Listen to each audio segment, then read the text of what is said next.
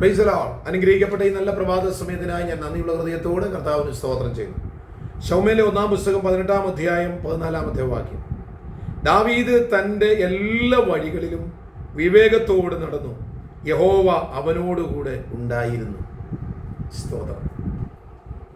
ദാവീദ് തൻ്റെ വഴികളിലെല്ലാം വിവേകത്തോടെ നടക്കാനുള്ള കാരണം എന്തെന്നറിയാം? ദൈവം അവൻ്റെ കൂടെ ഉണ്ടാകും.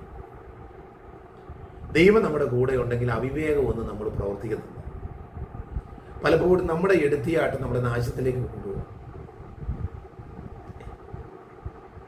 ചില കുഞ്ഞുങ്ങളുടെ കയ്യിൽ പിതാക്കന്മാര് മാതാക്കളൊക്കെ പിടിക്കുമ്പോൾ കുഞ്ഞുങ്ങൾ കൈ തട്ടി മാറ്റും. എന്ന് പറയും, ഞാൻ നടന്നോളാം എന്ന് പറയും. എന്നതുപോലെ പലപ്പോഴും നമ്മളൊക്കെ ദൈവം നമ്മുടെ കൈ പിടിക്കുമ്പോൾ, ദൈവം നമ്മളെ നടത്താമെന്ന് പറയുമ്പോൾ നമുക്ക് അതിപ്പോൾ ആവശ്യമില്ല എന്ന് പറയും.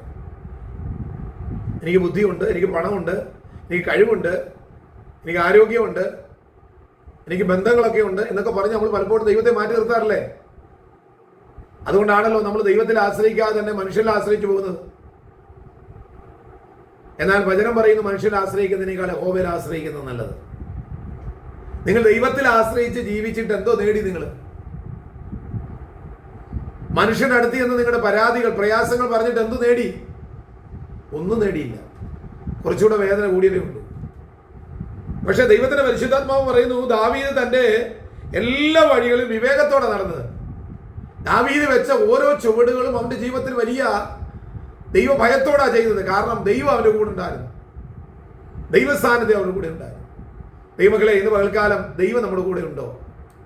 പരിശുദ്ധാത്മാവാണോ നമ്മളെ നയിക്കുന്നത്? എല്ലാം വിവേകത്തോടെ ചെയ്യാൻ ദൈവം നിങ്ങളെ സഹായിക്കും.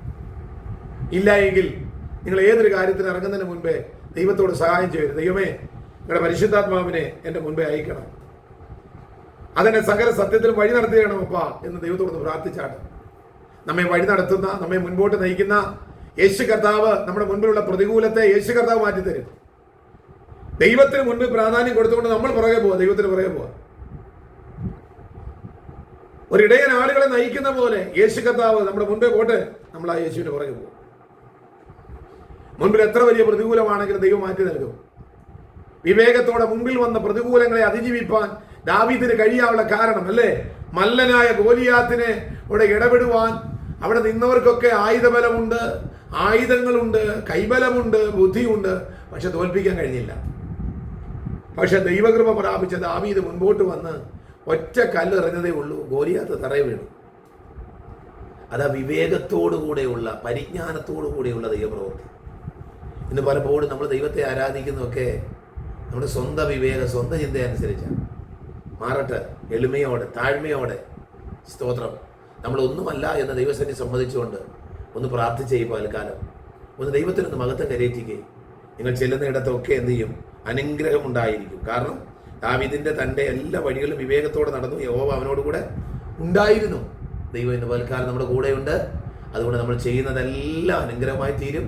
വിവേകത്തോടെ മുൻപോട്ട് പോകുക. ഈ വചനങ്ങളാൽ ദൈവം നിങ്ങളെല്ലാവരെയും അനുഗ്രഹിക്കുമാറാണ്.